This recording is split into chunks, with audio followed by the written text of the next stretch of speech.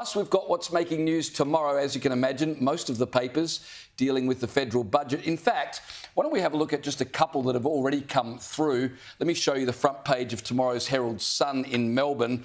They've got a rather pensive-looking treasurer on the front page with that sort of, are you buying this expression? They are calling at great expense, we're buying it, I believe. They're calling him charmed and dangerous. He's trying to charm us with a $300 power bill rebate. But dangerous, Liz, because the debt is going to hit $1 trillion and keep going up.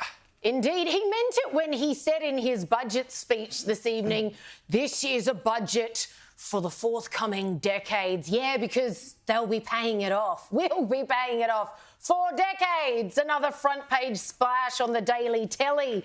What's up, Doc? Well, jobless Australians up, grocery prices up, government debt up, overseas migrants, Greens handouts, and Labor's total tax rate also up. I mean, is there anything good to say about this budget, Caleb? Help us out here. Is there one positive?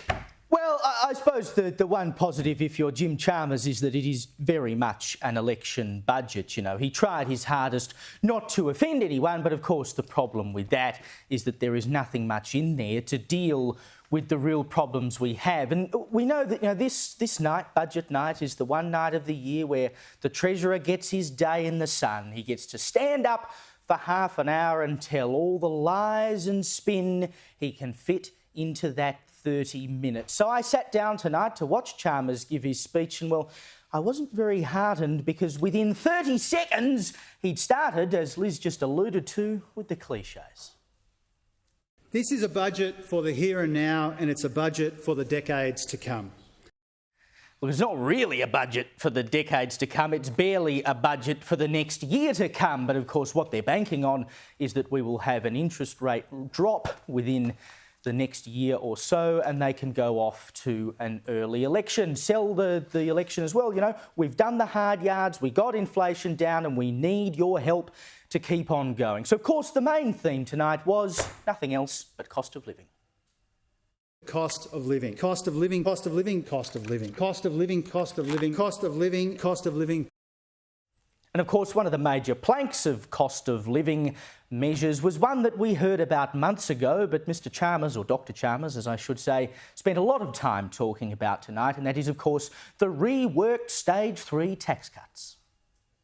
Delivers a tax cut for every taxpayer. Our new tax cuts for Middle Australia, all 13.6 million taxpayers will get a tax cut, a bigger tax cut than they would have under the previous government. Our tax cuts are better for families and communities, women and young people. Just as every Australian taxpayer will get a tax cut.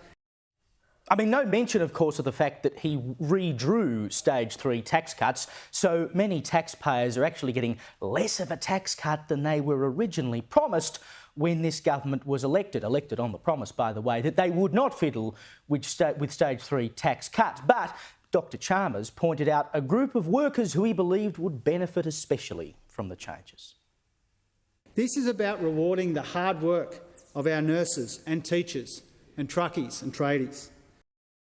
I'd love to know how long he spent working on that line, or, you know, the nurses and teachers, the truckies and the tradies. Well, a lot of tradies, of course, earn more than $150,000, particularly if you're a construction worker, and those workers are getting less of a tax cut than they were originally promised by Labor. Well done. But of course, then it moved on to energy, and we've heard this so many times. No, it's got nothing to do with renewable energy that your power prices have gone up.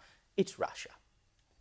Russia's invasion of Ukraine triggered the biggest shock to global energy prices since the 1970s. We know Australian families and businesses have felt this pain, and that's why we've stepped in to help. Oh, God save me. But step in to help they apparently have. Would you believe it? If it weren't for this government, your power prices, and I think you know how much they have gone up, would have gone up even more. Electricity prices would have risen 15% in the last year, if not for our efforts. Instead, they rose an average of 2%. 2%? 2%? Has anyone looked at their power bill recently and really believes that your power bill has only gone up by 2%? But there's an answer to this. Oh my God, what can we do? We're the government. We've got money. Why don't we just give it to you? From July 1, Australians will receive an energy rebate of $300 and 1 million small businesses will get a little bit more. The ABS has shown how cutting energy bills directly cuts inflation too. $300. It doesn't really make up for the increase in your power bills, does it? Even though apparently they only went up by 2% extraordinarily. And he says, look, it's actually anti-inflationary. It's a real sleight of hand that. The boffins who work this out on paper say it's anti-inflationary because, of course, it means that power prices are actually less. So when they're working out the rate of inflation, the contribution of power to that is less than it otherwise would have been. But it means you have $300 extra cash in hand to go and spend elsewhere. So that money is still swimming around in the economy. It's not really anti-inflationary. But let's not forget, the government did promise a decrease in your power prices. And of course, they couldn't actually deliver that. So why don't we just give you $300 instead? It's really similar to that number they promised your power prices would go down. Households will benefit by $275 on average. Reducing power prices by $275. Prices by $275. $275. $275 a year. $275. $275 a year. Never mind all that, you're getting a $300 rebate. Aren't you lucky? Even if you're Malcolm Turnbull, even if you're earning $3, $4, $5, even $20 million a year, you get $300. Aren't you so lucky? And of course, we need other industry in this country. We've lost our manufacturing, etc. So we're going to turn to the one thing that has made your power bills more expensive: renewable energy. A crucial part of a growth agenda, which is all about attracting investment in key industries, making our country a renewable energy superpower.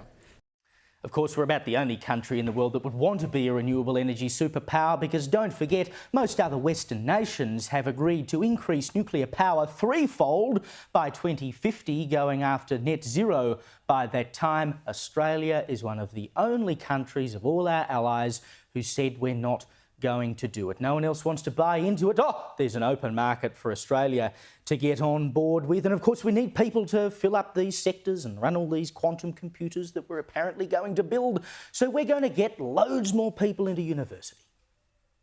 Tonight, we're setting a national target of 8 out of 10 workers achieving a tertiary qualification by 2050. And we're backing it in with new funding reforms to meet this goal. 8 out of 10 workers by 2050. I hate to break it to you, Dr. Chalmers, but in 2022, university enrolments were the lowest they had been in 9 years. I think you're going to have a gargantuan task pulling that one off, and I mean, you won't even be there in 2050 anyway, so what does it matter? You can promise whatever the hell you want. And then, of course, we had to draw it all out, the NDIS, which keeps ballooning out and out and out. It'll be $60 billion a year within a few years' time. Next year, it's going to be $49 million, but it's time to crack down on the rorts. And ensuring that every dollar invested in the NDIS goes to those who need it most, which is why we're providing $469 million to keep working with the disability community and the states and territories to crack down on fraud and exploitation. Shorten looks thrilled there, doesn't he? I think I said compelling. I think I said 49 million before. It's $49 billion the budget for the NDIS will be in the next financial year. So they're spending $469 million, which is nearly 10% of the NDIS budget to stop people defrauding the NDIS. I mean, it's hardly a working system, then, is it? Give me a break. Anyway, we'll have more analysis on the budget later in the papers segment, and there's plenty of it to get through.